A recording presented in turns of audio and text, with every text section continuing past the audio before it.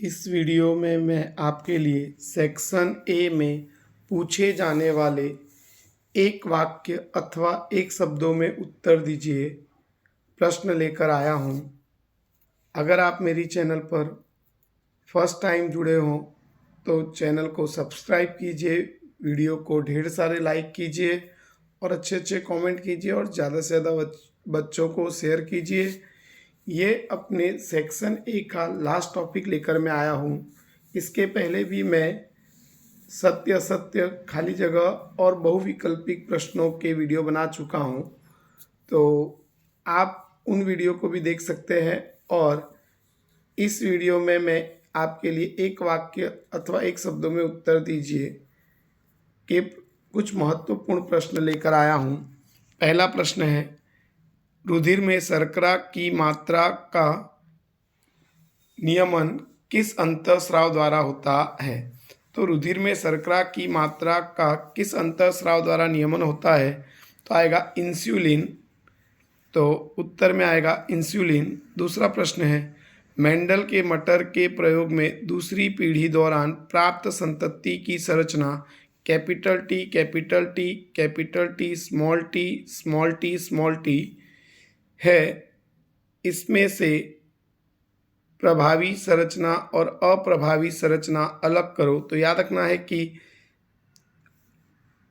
Capital T होगा तो वो प्रभावी होगा और जब दोनों स्मॉल टी होंगे तभी अप्रभावी होगा।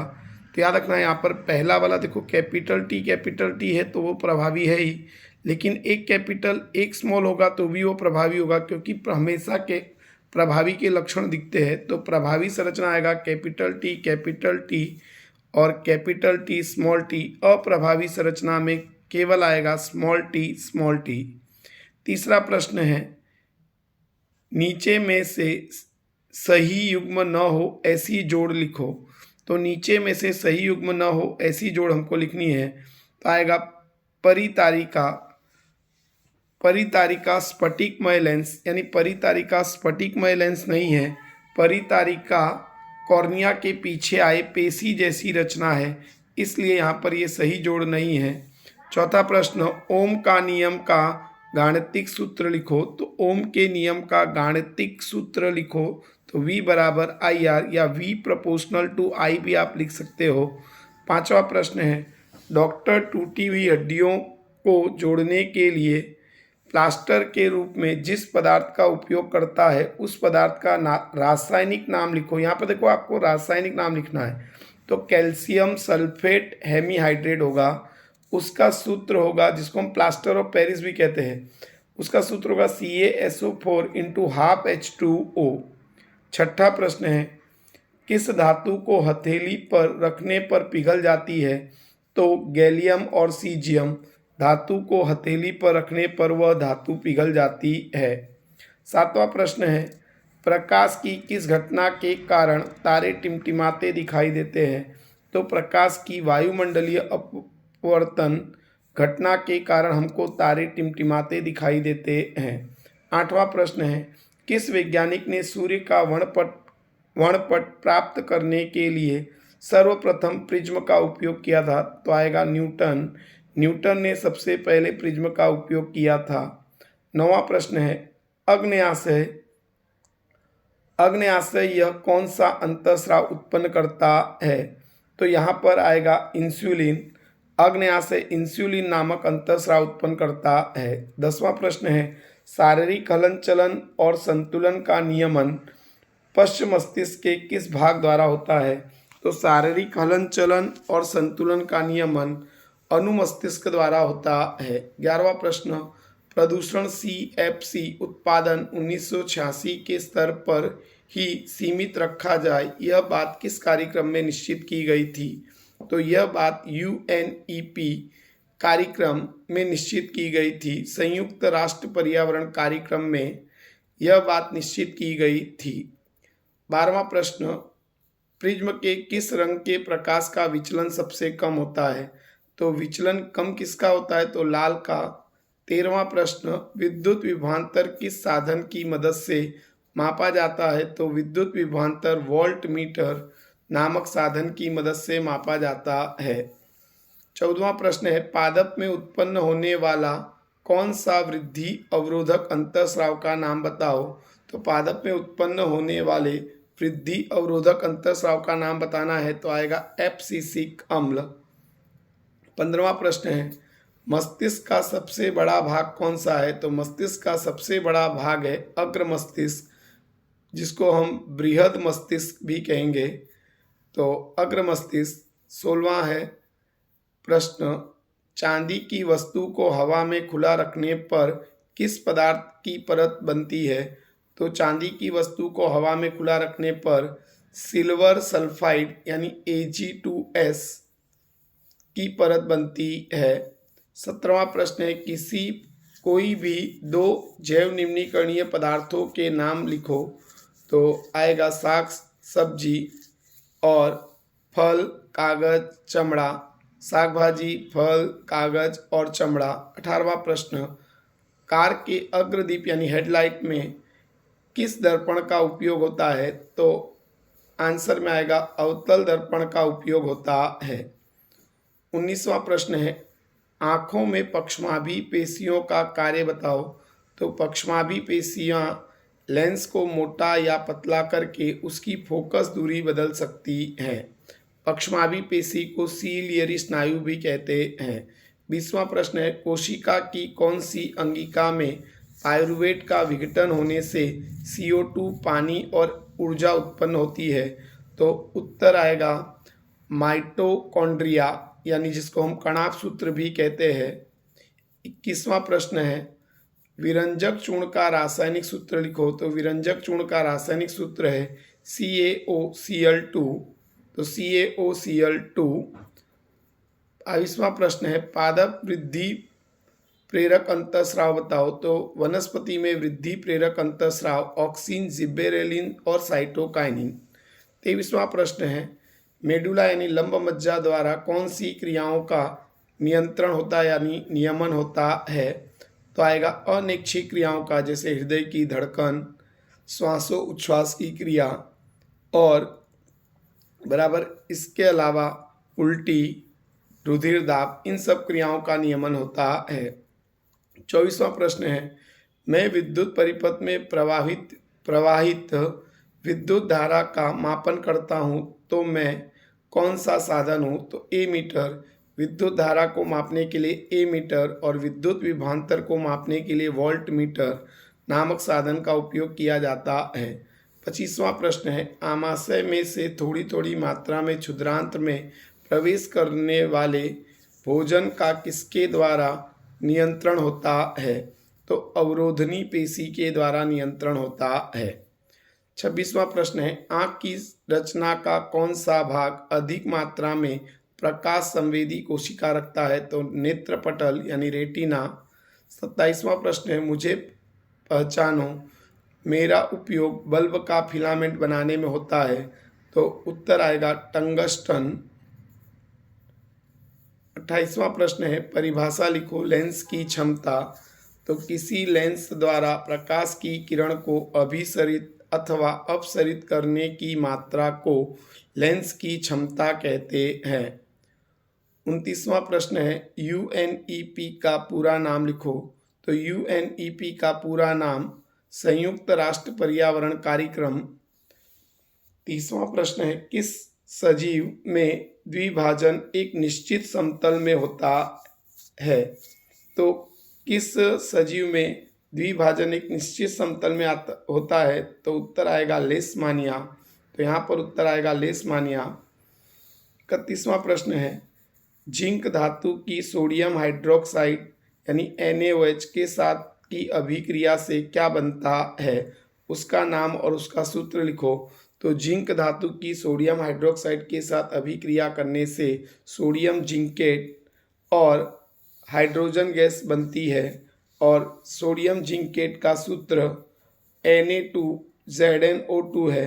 तो यहाँ पर थोड़ा लिखने में मिस्टेक हो गई है, सोडियम जिंकेट और यहाँ पर आएगा सोडियम जिंकेट का अणुसूत्र Na2ZnO2। 32वां प्रश्न है मानव आँख में पक्षमाभी पेशी का कार्य बताओ। तो मानव आँख में पक्षमाभी पेशी यानी सीलियरी स्नायु अभिनेत्र लेंस को मोटा और पतला करके उसकी फोकस दूरी बदल सकती है। 33वां प्रश्न है, इंद्रधनुष की रचना के लिए नीचे की घटनाओं को योग्य क्रम में व्यवस्थित कीजिए।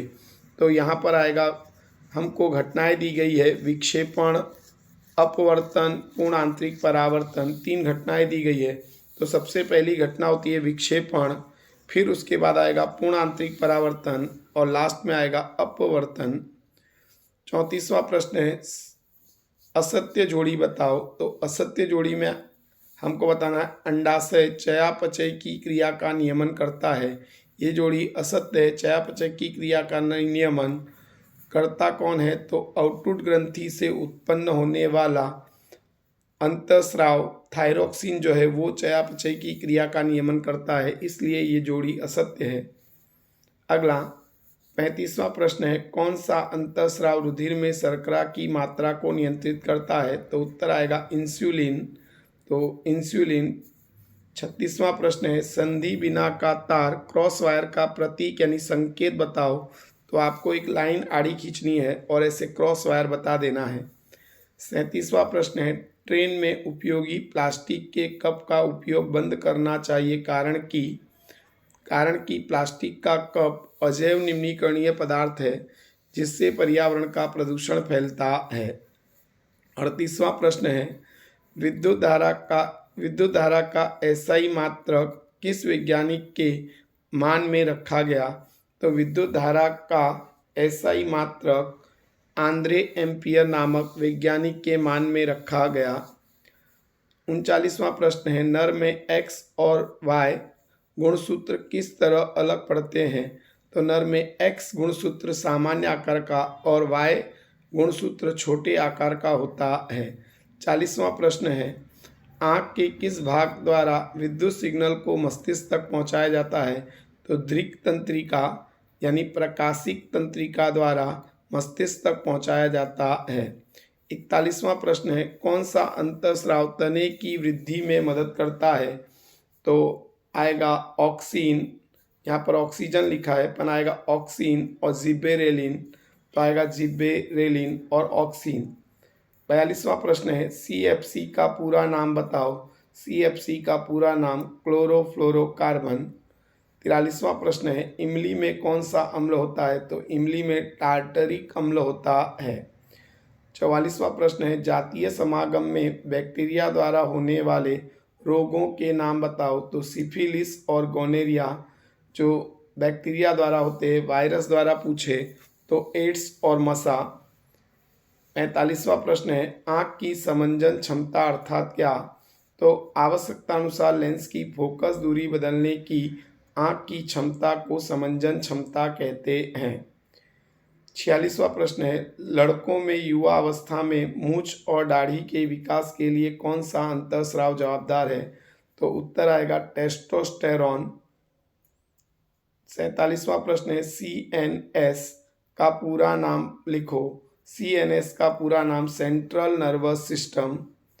48वां प्रश्न है, गर्भस्थ शिशु लड़का होगा या लड़की, यह निश्चित करने की घटना को क्या कहते हैं?